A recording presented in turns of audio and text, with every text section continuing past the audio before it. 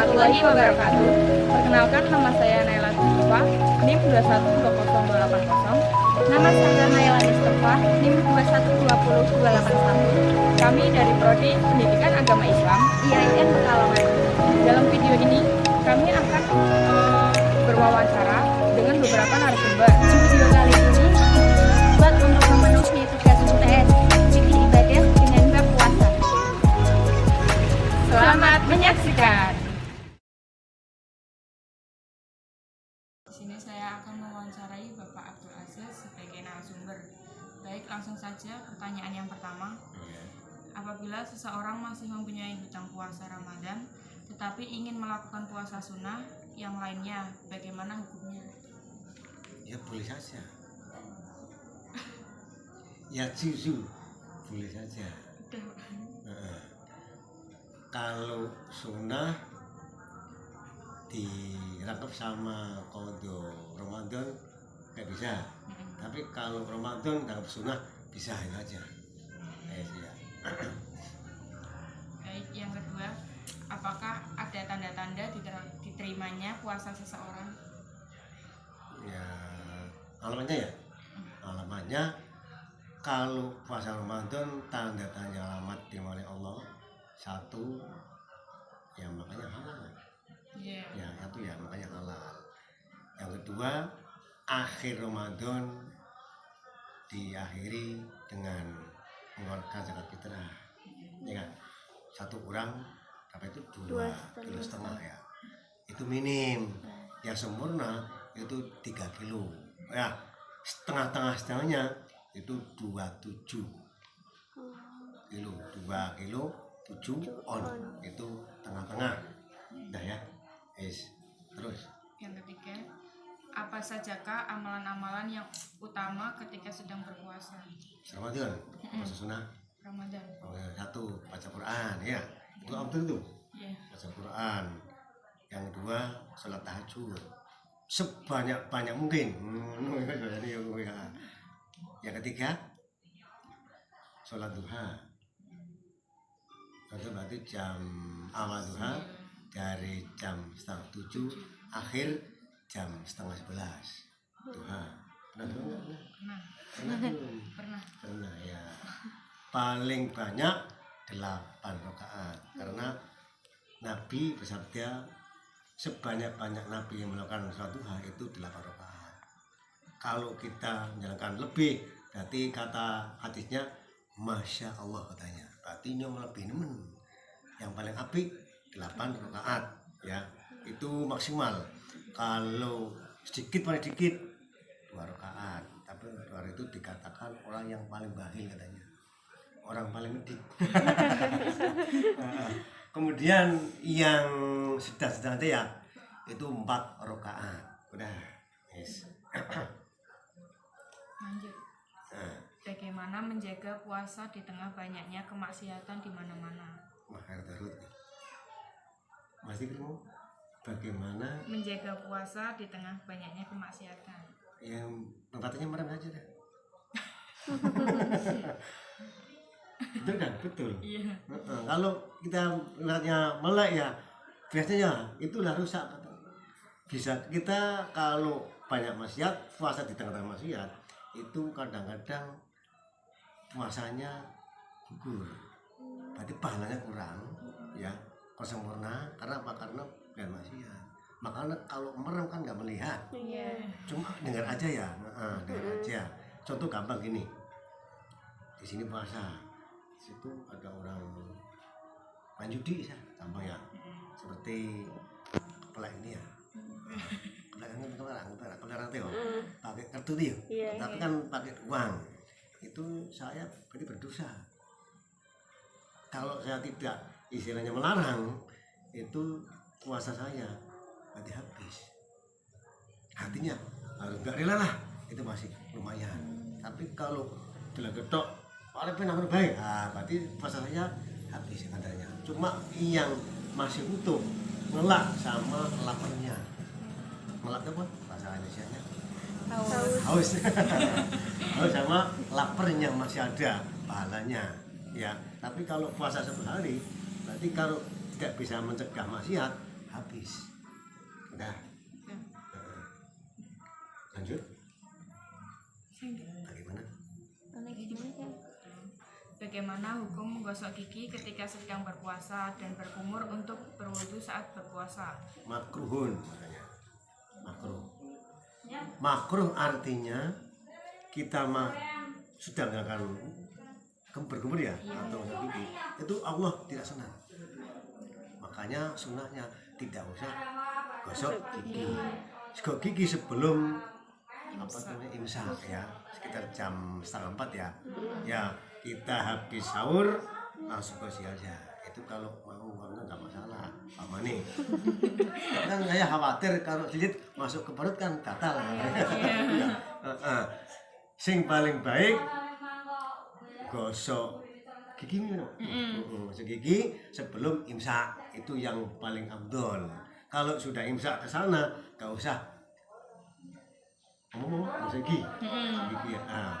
Hukumnya makruhun. Udah. Satu lagi, Makruhnya. jika ada orang yang sedang berpuasa tetapi ia jatuh sakit dan harus disuntik serta diinfus, bagaimana dengan puasanya?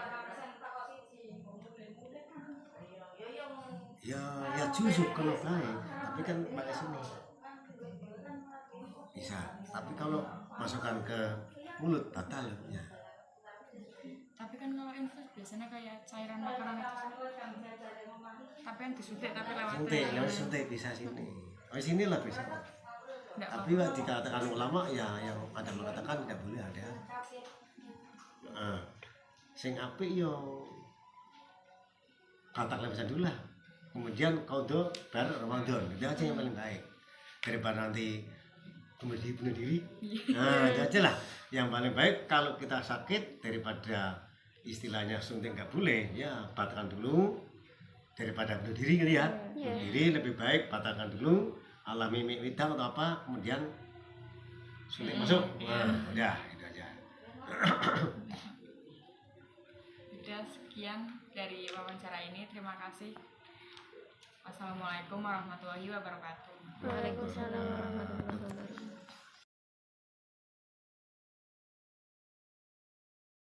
Assalamualaikum warahmatullahi wabarakatuh. Pada kesempatan kali ini saya akan mewawancarai Bapak Muhammad Alwi sebagai narasumber. Saya akan bertanya mengenai bab puasa. Yang pertama, apabila seseorang masih mempunyai hutang berpuasa Ramadan, tetapi setelah itu ingin melakukan puasa sunnah, itu bagaimana? Jadi kalau masih mempunyai hutang puasa Ramadan, puasa wajib, maka yang perlu didahulukan puasa Ramadan. Yang wajib didahulukan, kemudian yang sunnah. Jangan mendahulukan yang sunnah, yang wajib jadi fardunya didahulukan baru yang sunnah menyusul. Ya kalau misal niat berpuasanya didobel. Niatnya cukup satu, bisa menghandle dua. Jadi niatnya puasa Ramadan, tapi dengan sendirinya sunnahnya akan tercover. Jadi mau mengodo sholat mengodo puasa Ramadan di hari Senin, itu otomatis puasa sunnah Seninnya ikut tercover. Jadi niat mengodo puasa fardu, itu otomatis puasa sunnah Senin Kamis itu akan tercover. Tapi kalau sebaliknya bukan, ya boleh. Kalau sebaliknya ya yang mendapat hanya sunnah. Misalnya hari Senin ya niat puasa sunnah Senin, ya itu aja. Tapi kalau niatnya itu puasa fardu, puasa wajib, otomatis sunnahnya akan tercover. Pertanyaan kedua, apakah ada tanda-tanda diterimanya puasanya seseorang? Tanda-tanda puasa seorang secara umum, ibadah seorang itu seperti haji dan umrah itu dilihat dari perilaku seseorang itu sendiri. artinya setelah berpuasa itu ibadahnya meningkat, itu menandakan apa, ibadahnya makin baik.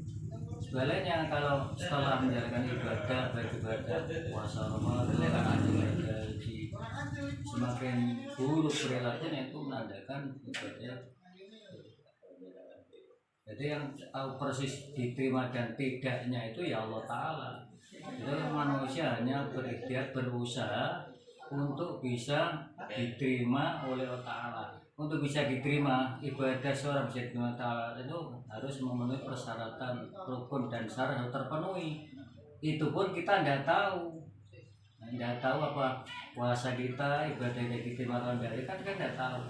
Yang penting kita usaha, syarat rukunnya ibadah itu terpenuhi dulu. Gitu.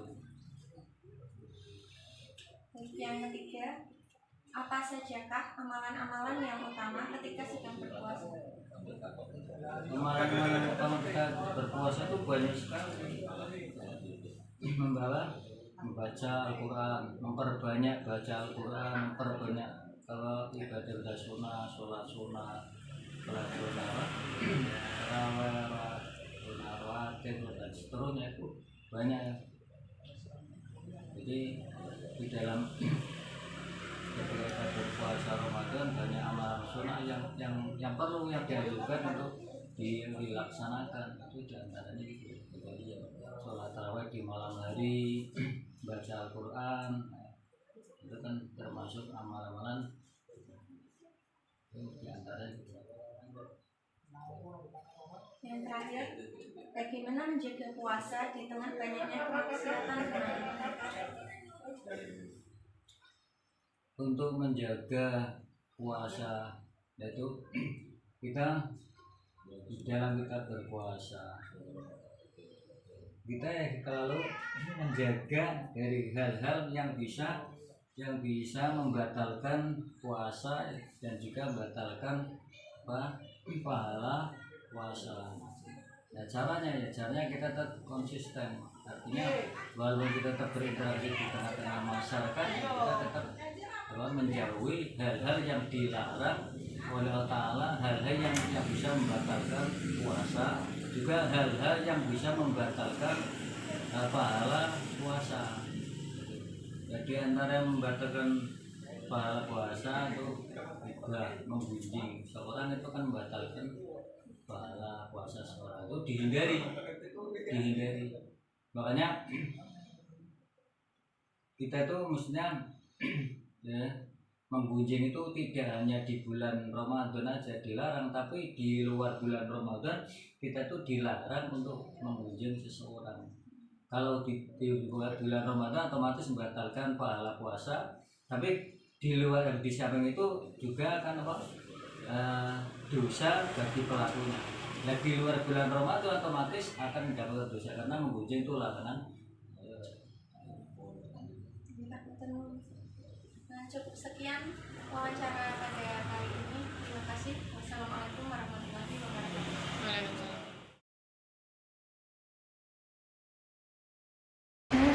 Assalamualaikum warahmatullahi wabarakatuh. Di sini saya akan mewawancarai Bapak Agus sebagai narasumber mengenai berpuasa. Baik saja, langsung yang pertama, apabila seseorang masih mempunyai hutang puasa Ramadan tetapi ingin melakukan puasa sunnah yang lainnya, bagaimana hukumnya?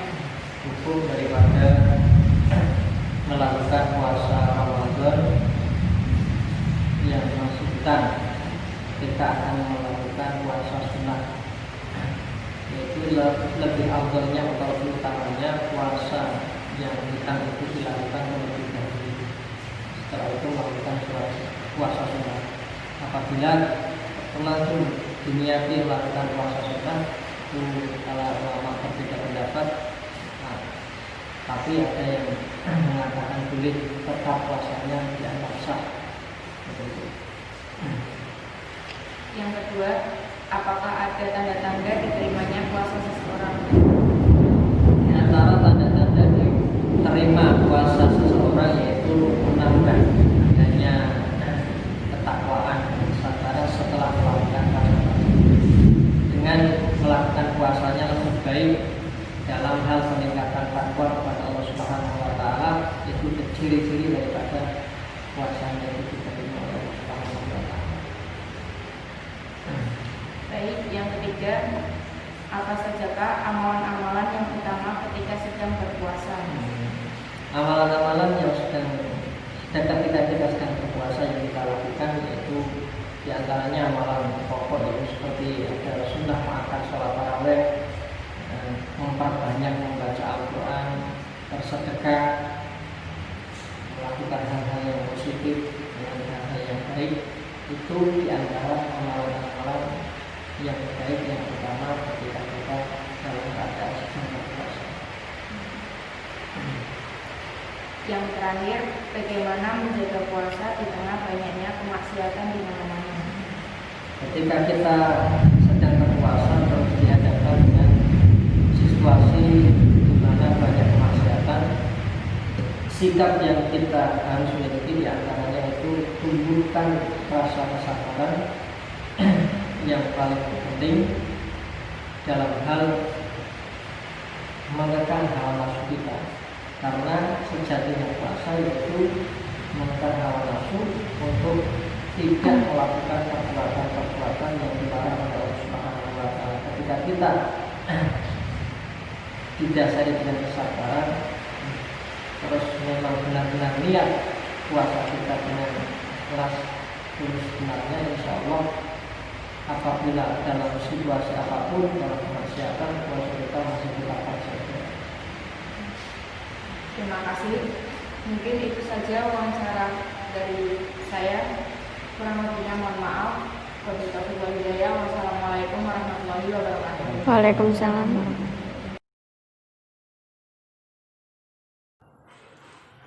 Pada kesempatan kali ini, saya akan mewawancarai Bapak Dahrul Muftadin sebagai narasumber. Saya akan bertanya mengenai bab tentang puasa. Silakan. Yang pertama, apabila seseorang masih mempunyai hutang puasa, yaitu puasa Ramadan, akan tetapi ingin melakukan puasa sunnah yang lainnya, bagaimana hukumnya? Pada dasarnya sesuatu yang wajib itu harus didahulukan. Jadi ketika seseorang masih punya hutang tapi kok berniat puasa sunnah, nah kenapa nggak yang wajib saja?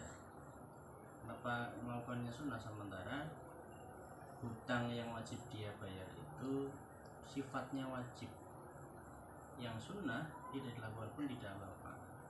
Jadi sebaiknya wajib didahulukan. Nah, kira-kira jawab singkatnya seperti itu. Jelas ya, saya kira ya.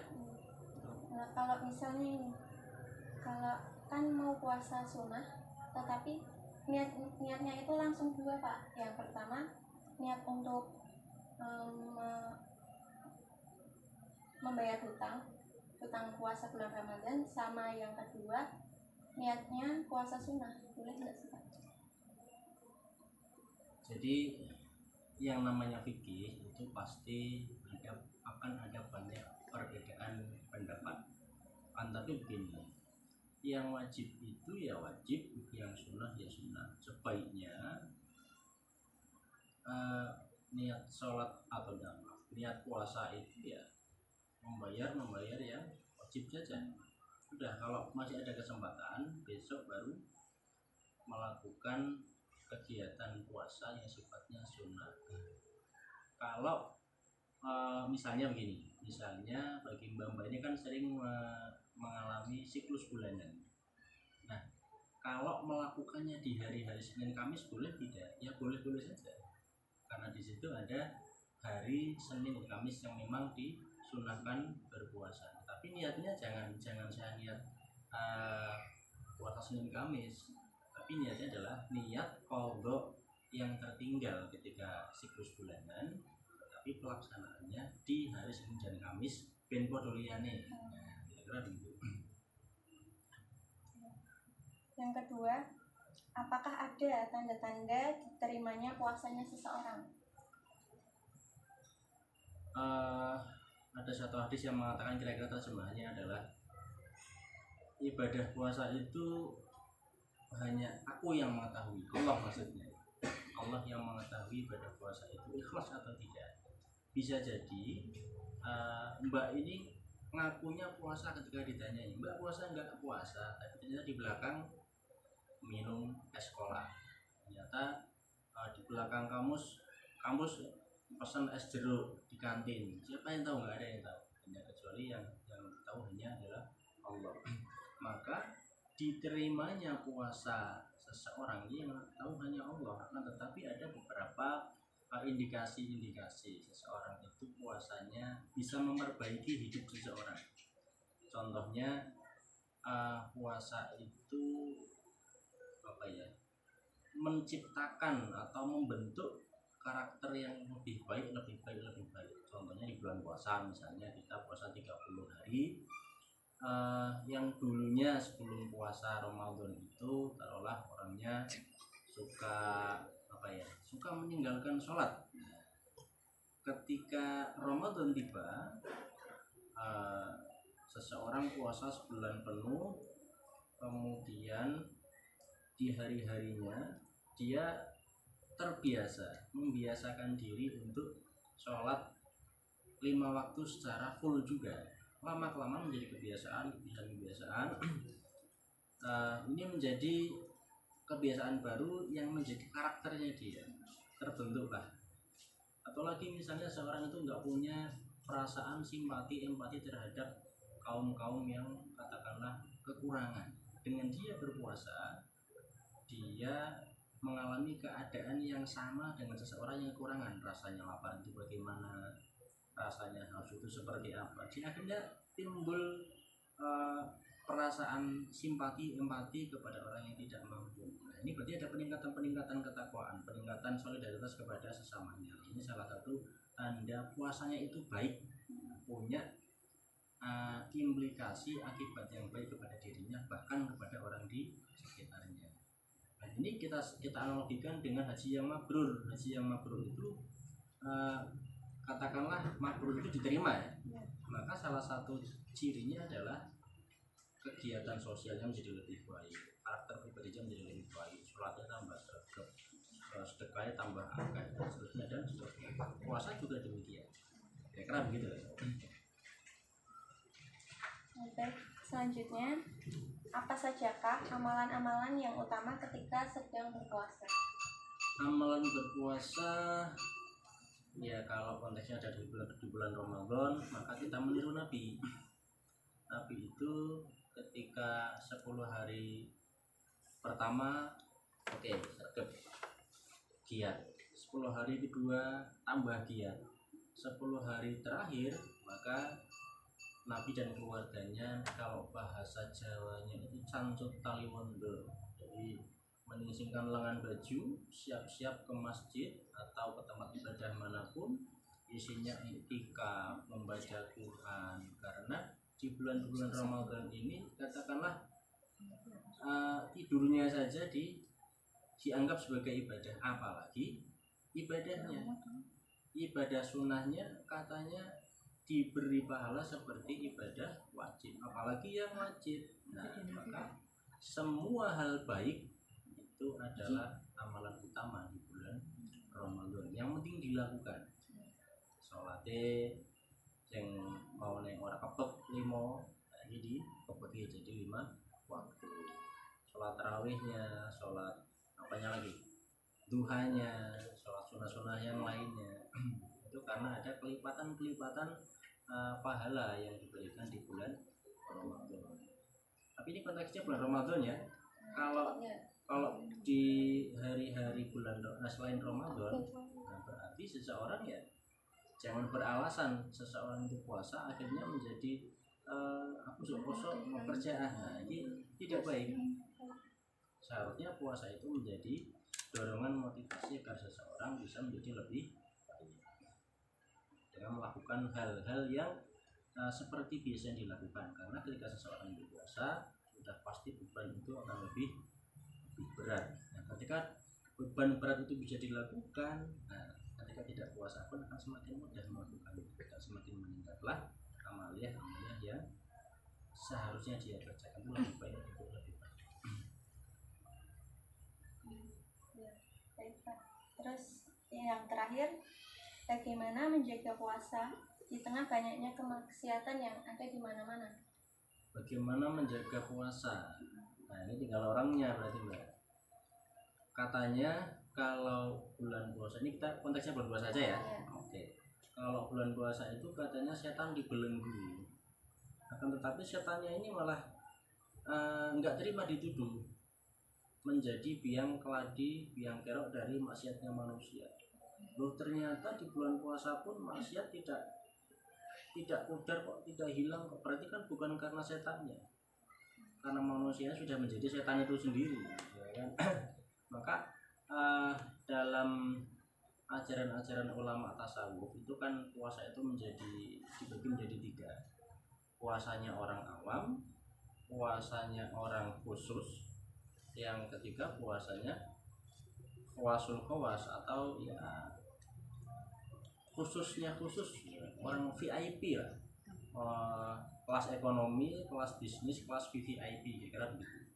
Kelas ekonomi itu ya kayak kita ini, pokoknya sebelum imsak berkumandang berbunyi nih ya, pokoknya sebelum waktu imsak datang kita selesaikan makan sahur, selesai urusan. Setelah itu mau tidur, mau ngapain terserah, pokoknya sampai waktu buka puasa kita buka puasa, selesai urusan. Itu kelas ekonomi. Nah kalau kelasnya ini kelas bisnis, lebih naik tingkat lagi. Oke, saya puasa tapi tidak sekedar puasa, tetapi saya menjaga kualitas ibadah lain agar tidak terganggu dengan puasa saya. Tidak hanya tiduran di rumah, tidak hanya turu, lemes atau keadaan tidak nyaman karena puasa itu bukan menjadi alasan untuk tidak melakukan hal-hal kebaikan sebagaimana ketika dia tidak berpuasa. Sholatnya diserkepi, membaca Qur'annya, sedekahnya, terus dengan kualitas-kualitas yang lebih ditingkatkan lagi. Kan beda ini kan ya, antara kelas ekonomi dan kelas bisnis. Nah, ketika masuk ke kelasnya VVIP udah beda lagi. Oke, dari fajar sampai imsak sampai waktu berbuka ya dilakukan, ibadahnya semua dilakukan. Dan satu lagi, dia mengkhususkan ibadahnya ini tidak hanya ibadah jasmani tapi ibadah rohani. Jadi matanya bagaimana dia tidak bermaksiat, telinganya di tengah-tengah kebiasaan, misalnya ini katanya kan ibu-ibu mbak-mbak senangannya tuh kayak sambil ngerumpi, menghindari. Oke, menghindari. Bapak-bapak yang sukanya misalnya ya ngabuburit, enggak mau ngabuburit, enggak, saya mau di rumah saja membaca Quran, saya mau mempuasakan seluruh indera saya mau mempuasakan mata saya mau mempuasakan telinga saya agar tidak mendengarkan hal-hal yang tidak diperkenankan, bahkan yang boleh pun tidak dilakukan.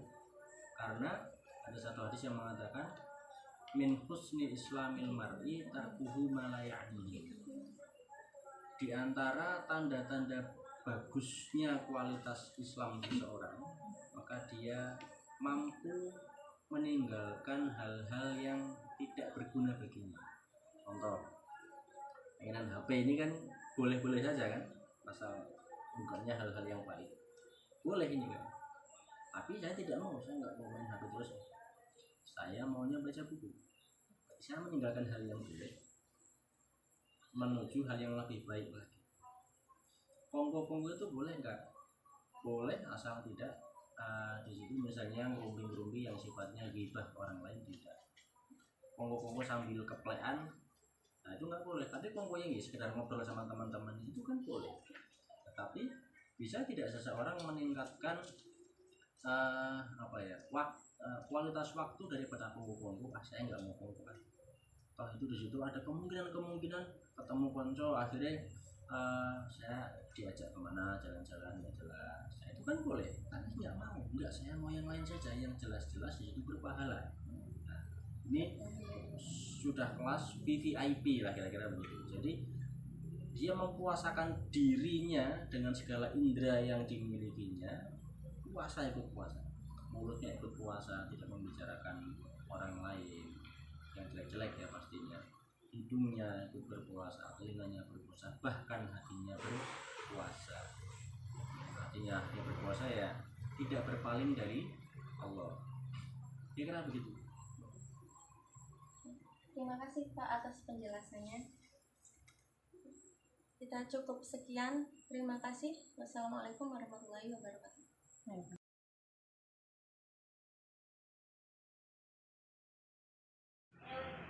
Untuk narasumber kita yang kelima, kita akan mewawancarai Bapak Hairul. Akan tetapi karena keterbatasan Pak Hairul yang sedang mengajar, maka video kali ini berbeda, yaitu dengan online. Langsung saja ke pertanyaan yang pertama. Apabila seseorang masih mempunyai hutang puasa Ramadan, tetapi ingin melakukan puasa sunnah yang lainnya, bagaimana hukumnya? Pertanyaan yang kedua, apakah ada tanda-tanda diterimanya puasa seseorang? Diterimanya puasa, ya, tentunya kita merujuk pada dalil perintah berpuasa. A'udzubillahi minasyaitonirrajim. Ya ayyuhalladzina amanu kutiba alaikumusiyam kama kutiba alal ladzina min qablikum la'allakum tattaqun.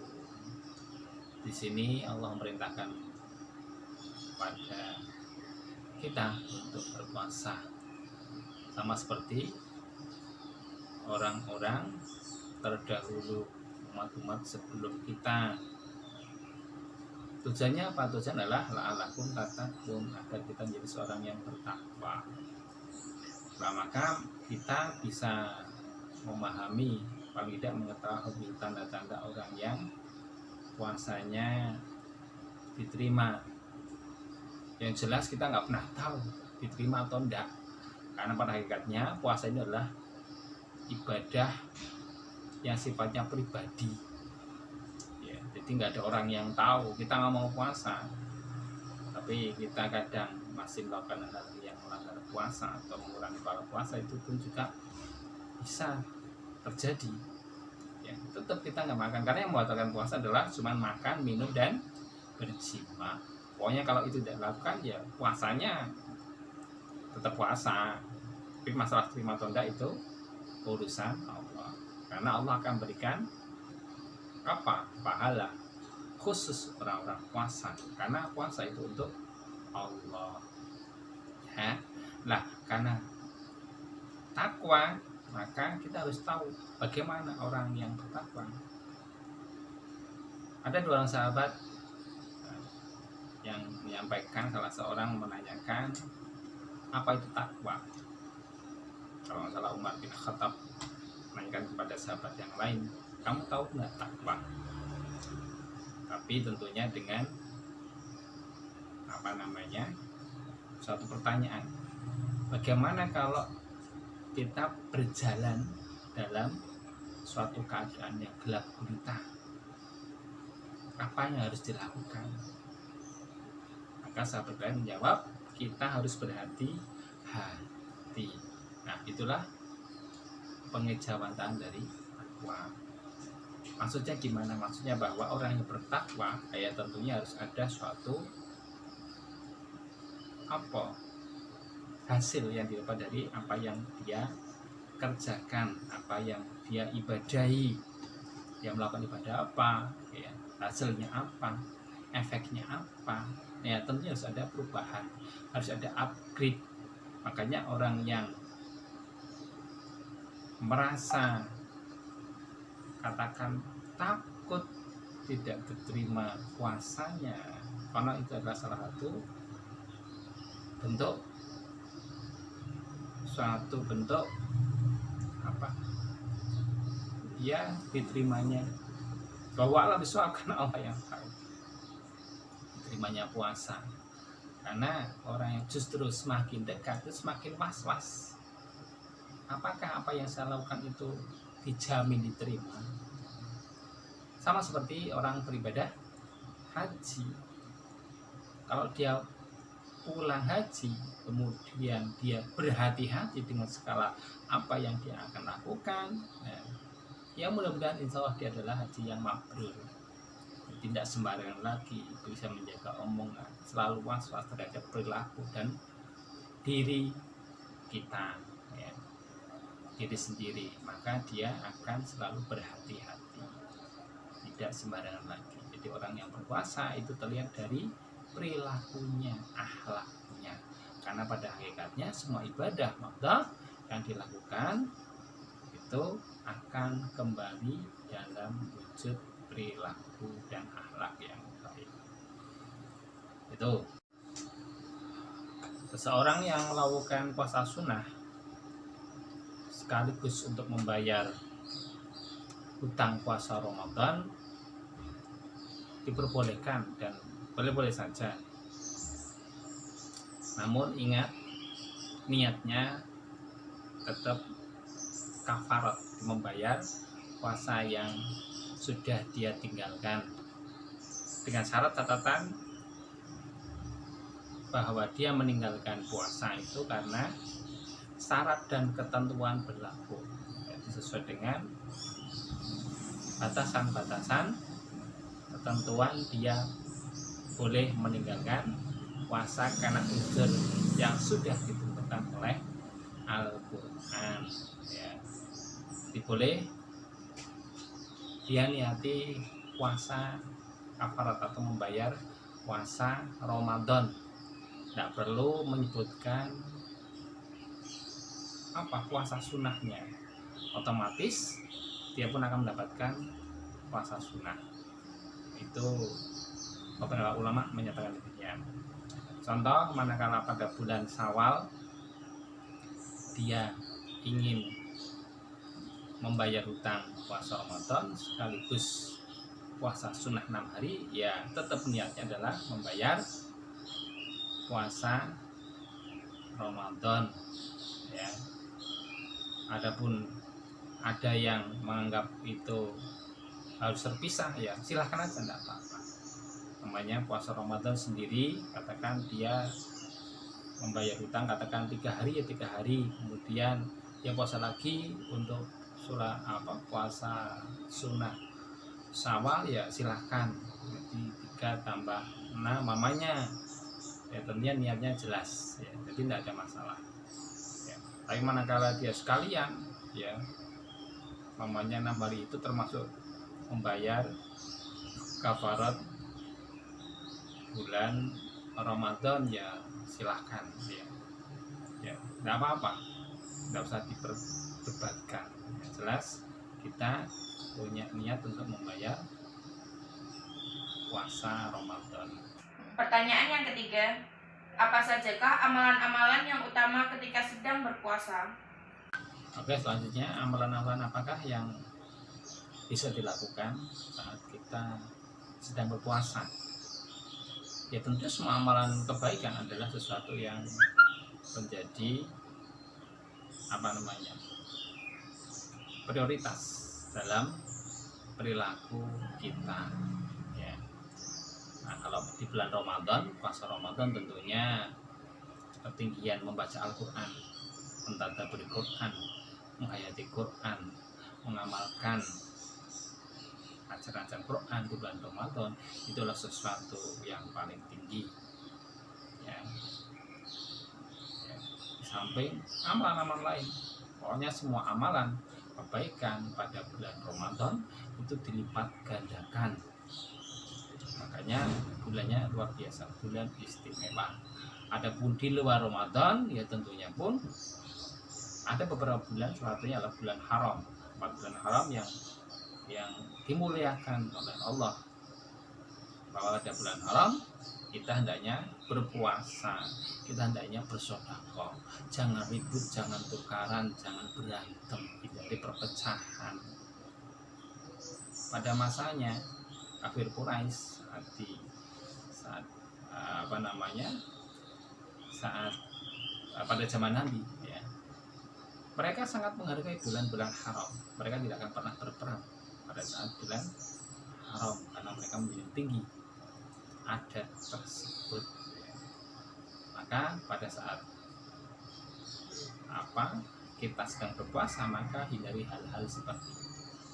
Jadi semua amalan saat kita berpuasa itu adalah suatu amal saleh yang bisa menjadi ladang ibadah kita. Pertanyaan yang terakhir, bagaimana menjaga puasa di tengah banyaknya kemaksiatan di mana-mana? Oke, selanjutnya adalah bagaimana kita menjaga puasa kita di tengah kondisi saat ini, di mana banyaknya kemaksiatan, banyaknya hal-hal yang buruk terjadi. Hadis dari Bukhari wa Muslim, manakala kau dicaci, dimaki, bahkan diajak berkelahi, maka katakan ini shaimun, ya. Jadi katakan bahwa aku sedang berpuasa. Maka memang intinya memang kita harus mengabaikan orang-orang yang melakukan suatu keburukan terhadap diri kita, mengabaikan, tinggalkan mereka, atau mungkin ya berpindah dari tempat mereka. Kita tidak perlu membalas. Manakala itu terjadi di depan kita dan kita punya kewajiban untuk menyampaikan, sampaikan dengan cara yang baik. Sampaikan dengan cara yang baik. Kemudian manakala ada sesuatu yang bisa menyebabkan atau mengakibatkan hal yang buruk, maka ya tinggalkan saja. Karena kita akan melihat bahwa mandorotnya lebih besar apabila kita melayani atau meladeni. Ya biarlah Allah memberikan suatu pemahaman kepada mereka. Kita doakan saja semoga Allah memberikan rahmat kepada dia. Oke, itu aja ya. Terima kasih kepada para narasumber yang telah bersedia untuk kami wawancara, dan kami memohon maaf apabila ada